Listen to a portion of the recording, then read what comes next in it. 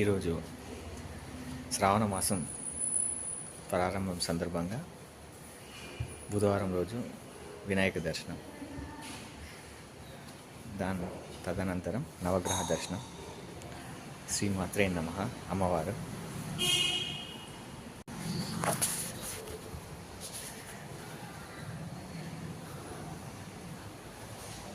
ప్రకృతి మాత, లింగాష్టకం, శివుడు, శివపరమాత్ముడు.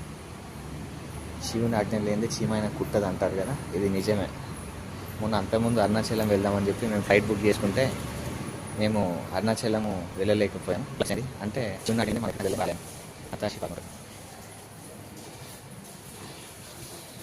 అదే లేడు పవన్ సుత హనుమంతుడు. ఈయన దర్శించుకుంటే అన్ని విజయాలే, శారీరకంగా మానసికంగా అన్ని దృఢంగా.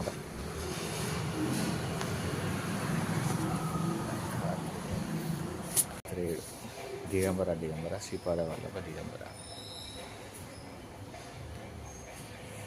పట్టాభిరాముడు ఉత్సవ విగ్రహం. పట్టాభిరాముడికి ప్రియవందనం, అయోధ్య రాముడికి అభినందనం.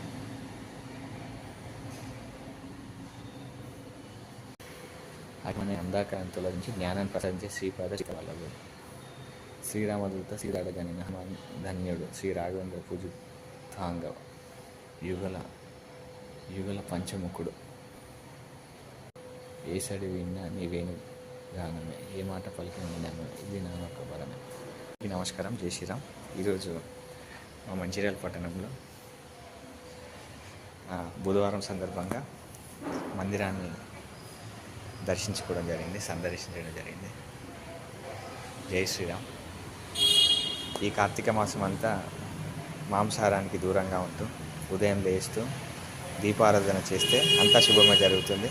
పాజిటివ్ ఎనర్జీస్ అనేది మనని చుట్టి మనకు శక్తిని ఇస్తాయి. కాబట్టి ప్రకృతి మాత మనకు అనేక శక్తిని ఇస్తుంది. కాబట్టి జై శ్రీరామ్. అంతా అందరికీ మంచి జరగాలని కోరుకుంటూ మీ నటేశ్వర్ న్యాయవాది. జై శ్రీరామ్.